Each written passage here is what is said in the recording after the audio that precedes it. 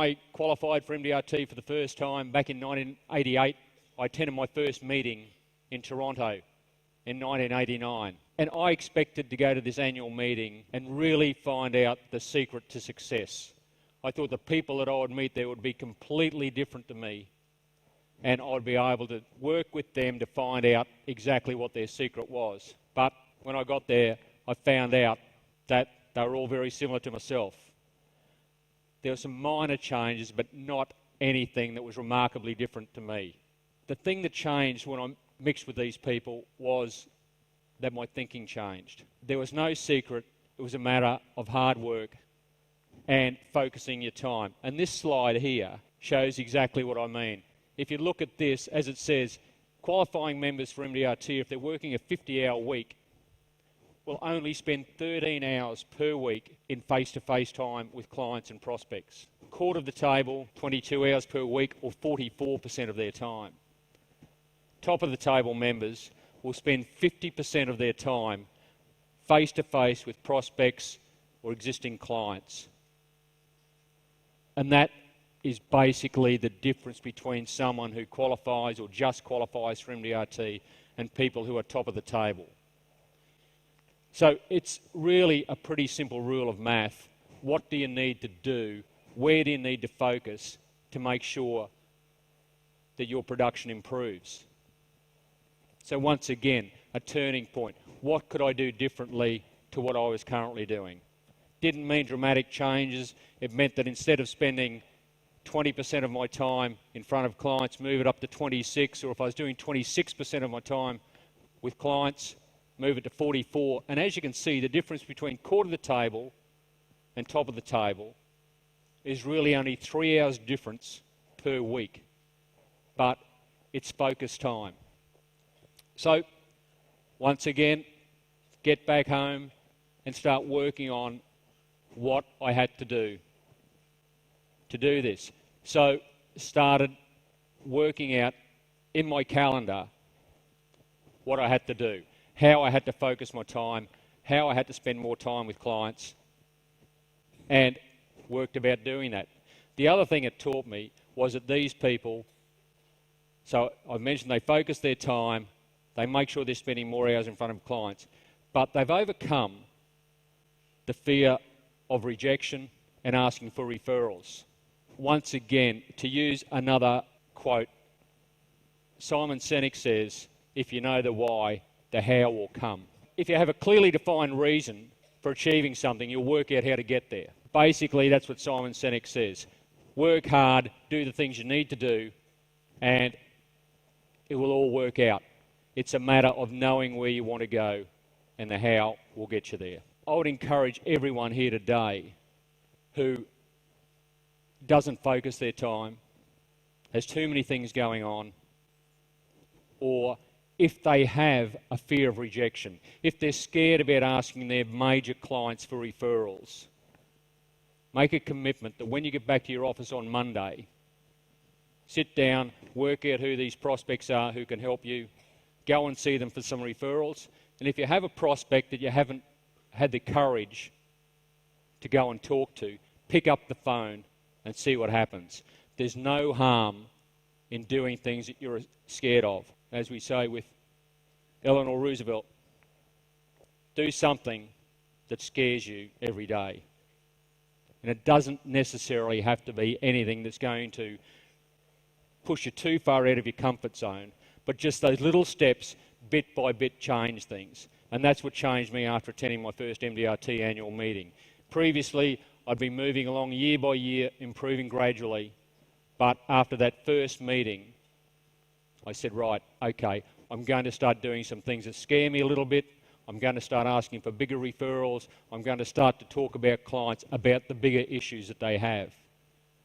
And that's what happened. That's what I started to do, and that set me on my course. And as I mentioned before, MDRT qualification became a benchmark for my production on a yearly basis. If I did not qualify for MDRT, I haven't had a successful year. We moved on from there, and the other thing that I should mention is that I found out that more and more successful advisors I met had a group of advisors that they mixed with. Successful advisors mix with like-minded people. They tend to associate with successful people, and successful people look for opportunities. They don't look for issues that's going to stop them achieving. They look for opportunities, they support each other. So I changed slightly the mix of advisors that I mixed with. I started to deal with people who were achieving more than the average advisor. And once again, when you're starting to mix with successful people, MDRT members, core to the table members, top of the table members, it changes your thinking yet again. As the saying goes, you can't soar like an eagle when you're hanging out with turkeys. Now that might be a bit rough, but it's apparent to me that a lot of people who aren't succeeding or aren't achieving what they should, they're not in the right mindset because they're not mixing with the right sort of people. So once again, examine who you're mixing with on a yearly basis, on a daily basis even. Don't hang around with people who aren't striving to achieve what you want to achieve. Look for the positives, not the negatives. And basically, that's what I did moving forward, and my trajectory has continued to grow. As I mentioned, MDRT became my benchmark, and as this says here, MDRT is not a one-time thing. It's a habit. It's a habit of excellence. It is a community of excellence where people encourage everyone to get better, not just in their business life, but in their personal life, in their community life, and so on. Studies have shown that MDRT membership changes you, but if you can come to meetings like this on a regular basis, if it's only after you've been to your third annual meeting that people generally start to see their production increase dramatically. So I'd encourage everyone here today who is a short-term member, may have only just qualified this year, make sure that they use MDRT qualification as their benchmark. Make sure that they keep attending meetings, because the more you attend meetings, the more entrenched you become with the MDRT way of thinking. So since that first meeting in Toronto in 1989, I've qualified every year, so over 30 years. Thank you. And I've attended more than 25 annual meetings. So I've spent a lot of time in planes. I've invested a lot of money to get to MDRT, but the money I've invested has paid me back multiple times. And it's made my life better. It's made my business better. It's made me think more globally about things. And I think across the board, it's made me a better person. But one mistake I see regularly made at these sort of meetings, at annual meetings and so on, is that people get excited. And on a day like today, you may hear 10 or even 20 great ideas. So that people write them down. They get back to their office on Monday, determined to implement as many of these ideas as they possibly can. And what happens?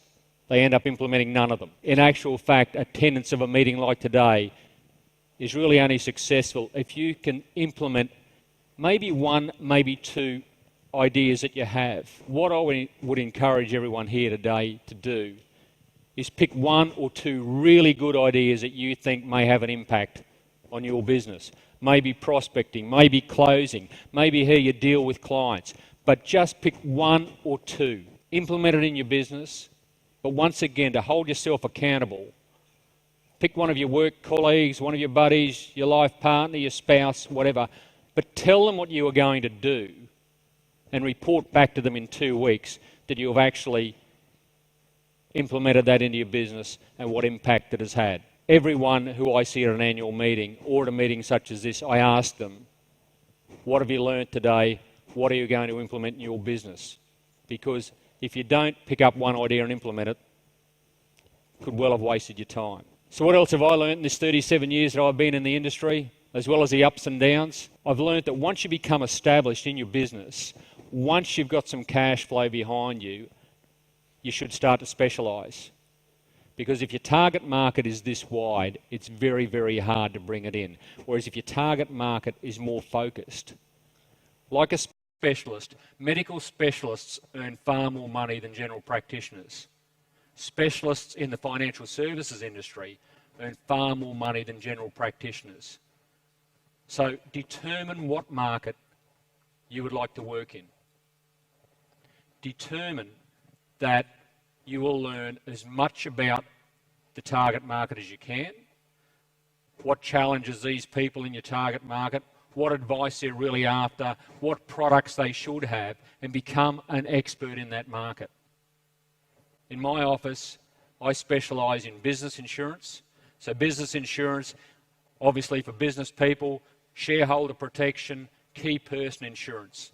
So people in my office who have clients that need that advice, they'll refer those clients to me. In addition to that, I do a lot of pre-retirement work and post-retirement work. Now that has changed over the years. When I was in my 20s, I wasn't talking to too many people about retirement, saving for retirement and income in retirement. But now I'm closer to retirement, as most of my clients are. That's naturally where my target market has moved. And when I'm asking for referrals from my clients, I can tell them exactly the sort of person that I do my best work for. Clients who are of a particular age, have particular earnings capacity, and are planning to retire within the next 10 years. Consequently, the referrals that I get are very, very targeted to the people that I enjoy working with and the people that I do my best work with. So that's something to keep in mind.